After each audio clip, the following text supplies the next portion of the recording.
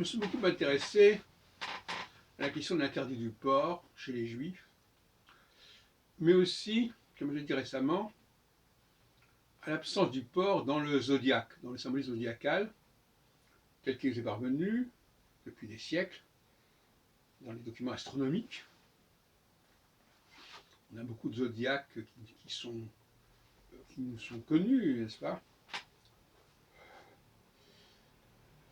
sur des mosaïques, de toutes sortes. Le zodiaque de Dendera, c'est encore autre chose. Et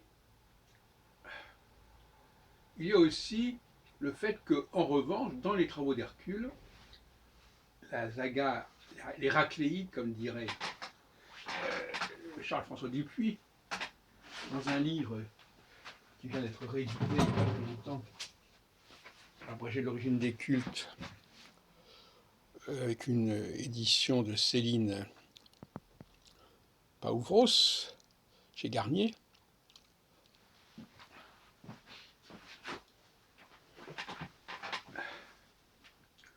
Dans les travaux d'Hercule, on parle du porc et on parle des oiseaux. Mais on parle aussi du lion, on parle aussi du taureau, etc. Le porc, c'est le sanglier d'Érimante, les oiseaux, c'est les oiseaux du lac de Saint-Phal. Donc, qu'est-ce qui s'est passé?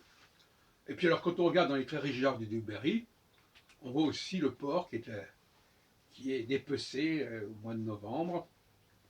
Et puis, voilà. Et alors, en fin de compte, je me suis aperçu qu'il fallait aller voir du côté de l'Égypte.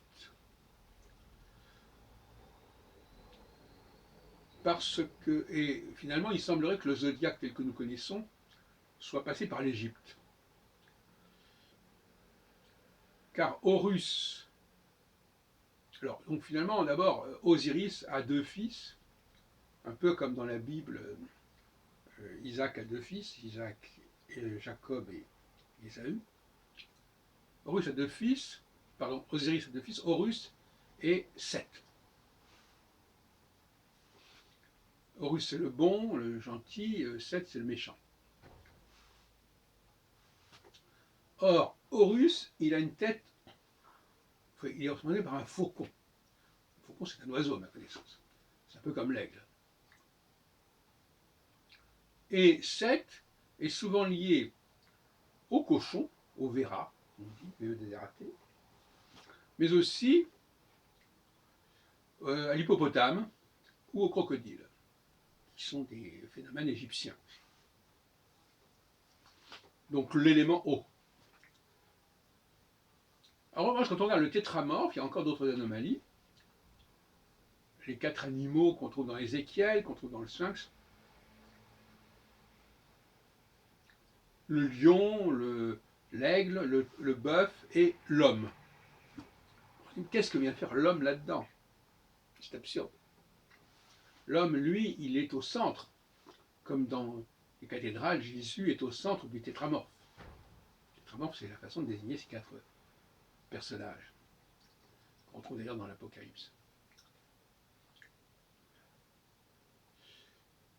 Alors, il me semble qu'il faut remplacer, d'ailleurs j'en ai parlé dans une autre vidéo, il faut remplacer Adam par le porc ou par le crocodile. Crocodile qui est un des noms, c'est un des personnages qui remplace le Capricorne dans le zodiaque hindou, Makara.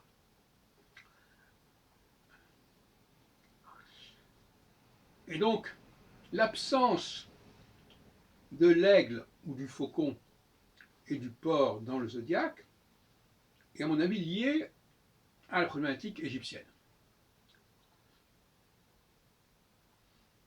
Signalons aussi en passant que Seth, c'est comme ça qu'on a rendu le nom égyptien, on le retrouve dans la Bible, puisque c'est le troisième fils, si on peut dire, d'Ève, au chapitre 4 et 5 de la Genèse.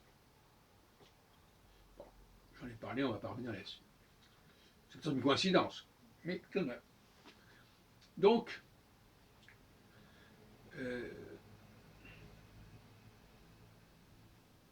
l'Égypte, les problématiques égyptiennes au niveau de la mythologie égyptienne, autour d'Osiris, Osiris d'ailleurs dont le corps est découpé en 14 morceaux, certains y voient un rapport avec le zodiaque.